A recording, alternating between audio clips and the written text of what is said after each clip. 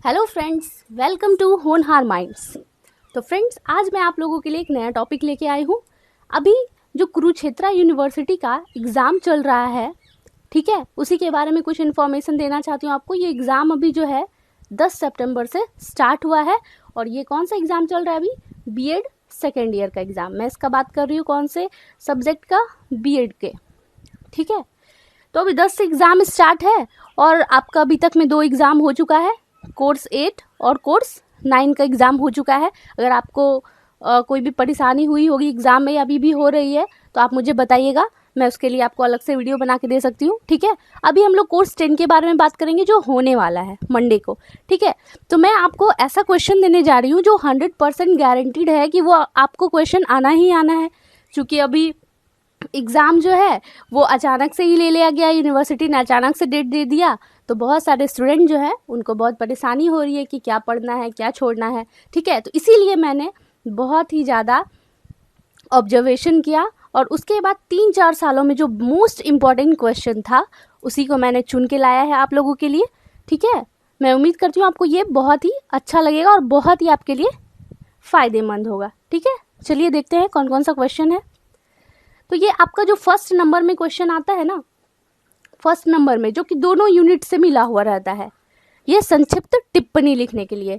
तो कौन कौन सा इसमें क्वेश्चन है देखते हैं हम लोग।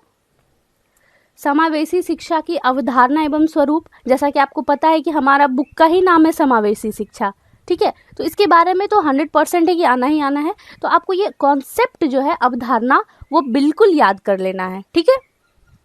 और दूसरा है बहुसंवेदी अधिगम। और ये क्वेश्चन जो है ना आपका लगातार 3 साल तक लगातार ये क्वेश्चन आया है, ठीक है। तो ये बहुत ही इंपॉर्टेंट है, इसको तो आप एकदम स्टार बना के रख लीजिए कि बहुत इंपॉर्टेंट है, ठीक है। फिर अगला है बहुसंवेदी अधिगम। नेक्स्ट है परामर्श और मार्गदर्शन और परामर्श की अवधारणा। ये भी 2 बार आ चुका है, ठीक है, 2 बार ये क्वेश्चन आ चुका है, तो ये भी आपका इंपॉर्टेंट क्वेश्चन है। और फिर है संसाधन और शिक्षक के कार्य। तो आपको इस चारों में से सिर्फ आप 2 क्वेश्चन भी याद करेंगे ना तो काफ़ी है, ठीक है। उसके बाद फिर यूनिट 1। अच्छा, एक और क्वेश्चन है, ये मैंने एक्स्ट्रा क्वेश्चन लिया है क्योंकि ये जो है ना पिछले 2 साल आया है, लेकिन 1 साल ये गैप हो गया था, तो इसीलिए ये क्वेश्चन उतना इम्पोर्टेंट नहीं है। फिर भी आप एक नज़र देख सकते हैं। ऐसे से क्या है, सर्व शिक्षा अभियान के बारे में, तो ये इम्पोर्टेंट भी है एक तरह से, नहीं भी है, तो आप इसको एक बार ध्यान दे दीजिएगा, सर्व शिक्षा अभियान। तो चूंकि अभी ऑनलाइन एग्जाम हो रहा है और ये फर्स्ट बार एग्जाम हो रहा है, ठीक है, तो सभी को प्रॉब्लम हो रहा है। जरूरी नहीं सिर्फ स्टूडेंट को प्रॉब्लम है, शिक्षक को भी प्रॉब्लम, टीचर लोगों को भी प्रॉब्लम है, क्योंकि उनके लिए भी ये फर्स्ट ही बार हुआ है ऐसा, ठीक है। तो इसलिए मैंने, जैसे कि स्टूडेंट अगर कॉलेज में एग्ज़ाम होता था तो वो सब एक दूसरे से मिलते थे, तो उन लोगों को पता चलता था, एक आइडिया आता था कि कौन कौन सा क्वेश्चन आने वाला है। लेकिन अभी तो सब ऑनलाइन हो रहा है, सभी लोग घर पे हैं, ठीक है। तो इसीलिए आप ये क्वेश्चन देख के जाइएगा, आपको बहुत ही फ़ायदा होगा इससे। अच्छा, यूनिट 1 और यूनिट 2, क्योंकि आपको पता होगा ये पेपर जो है ना सिर्फ 40 मार्क्स के हैं, और जैसा कि आपको इन्फॉर्मेशन दिया गया है कि 50% ही क्वेश्चन करना है। तो अब ये 40 मार्क्स वाले के लिए तो कुछ बताया नहीं गया है, इसके लिए अलग से कोई नोटिफिकेशन नहीं आया है। लेकिन अगर ऐसा हुआ तो फिर 40 मार्क्स में भी आपको सिर्फ 20 मार्क्स के ही करने हैं। मतलब पहले आप कितने क्वेश्चन करते थे? पहले 80 मार्क्स का क्वेश्चन था, उसमें सिर्फ 40 मार्क्स करने होते थे, यानी कि सिर्फ 2 शॉर्ट लिखना होता था और 2 लॉन्ग। मीन्स 4 यूनिट का क्वेश्चन आता था, 4 यूनिट से 8 क्वेश्चन आते थे, और उस चारों यूनिट में आपको सिर्फ 2 क्वेश्चन लिखना है। सोचिए कितना आसान है, ठीक है। चारों में से कोई भी आप यूनिट से, मीन्स एक यूनिट से सिर्फ एक क्वेश्चन ही लिख सकते हैं, बस यही है यहाँ पे कंडीशन। लेकिन सिर्फ 2 ही क्वेश्चन लिखना है, मीन्स 8 क्वेश्चन आपके पास ऑप्शन है और लिखना सिर्फ 2 है, ठीक है। तो अब ये तो और कम मार्क्स के एग्जाम का क्वेश्चन है, तो इसमें तो और कम लिखना होगा। तो इस चीज़ का जो है नोटिफिकेशन अगर आया तो मैं आपको ज़रूर बताऊंगी, ठीक है। तब तक आगे देखते हैं कौन कौन सा क्वेश्चन इंपॉर्टेंट है। तो यूनिट 1 से इंपॉर्टेंट क्वेश्चन, ये क्वेश्चन लगभग 3 बार आया हुआ है, मोस्ट इम्पॉर्टेंट क्वेश्चन, ठीक है। विकलांग व्यक्तियों की राष्ट्रीय नीति 2006 की प्रमुख विशेषताएं, ये विशेषताएं आपको याद करनी है क्या है और उसका वर्णन करना है। तो अभी आपको पता होगा कि मैक्सिमम जो है 20 पेज ही लिखना है, मैक्सिमम ये लिमिट फिक्स कर दिया गया है।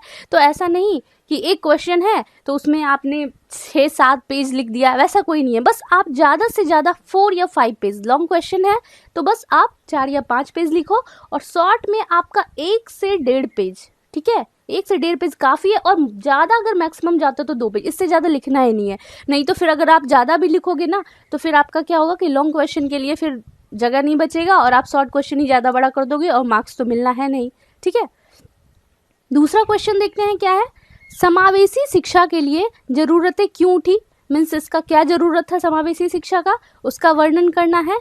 और समावेशी स्कूल में विकलांग बच्चों के साथ सीखने और भागीदारी में क्या क्या बाधाएं हैं। तो आपको पता है कि विकलांग बच्चे, अभी जो है विकलांग को ये दिव्यांग कहा जाता है, तो आप एक चीज़ याद रखिएगा, पेपर में कभी भी विकलांग नहीं लिखना है आपको। ये पुराना है क्वेश्चन, तो इसलिए विकलांग आ रहा था, अब आपको दिव्यांग वर्ड का यूज़ करना है, ठीक है।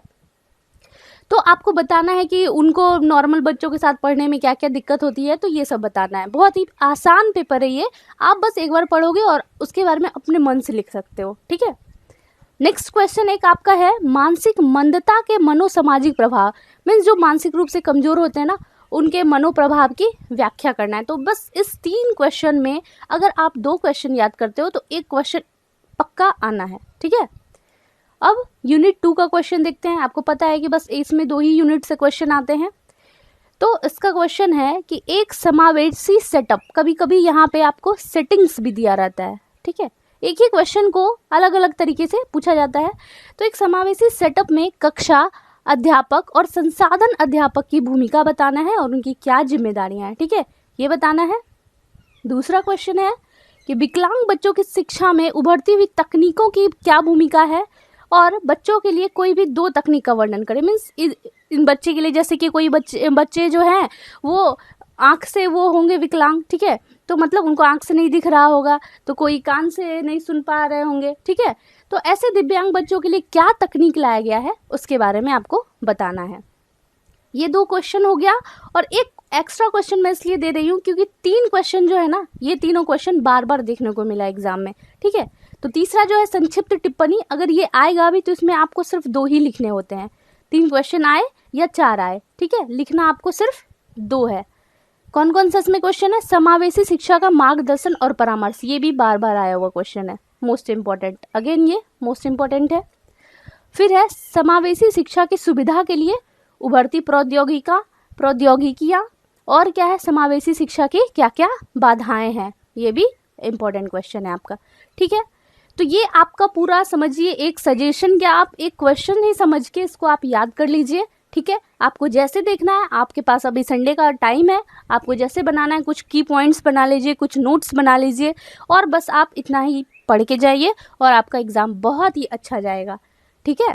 तो और आपको मैं बताना चाहती हूँ, अगर आपको इन सब क्वेश्चनों का अगर आपको चाहिए होगा नोट्स, किसी के पास नोट्स नहीं है तो मैं आपको PDF भी दे सकती हूँ। इसके लिए आप कमेंट बॉक्स में कमेंट कर सकते हैं, और जब आपका एग्ज़ाम हो जाए तो प्लीज़ आप एक बार ज़रूर अपना कमेंट में बताइएगा कि आपका ये क्वेश्चन आया कि नहीं, कैसा एक्सपीरियंस रहा, ठीक है।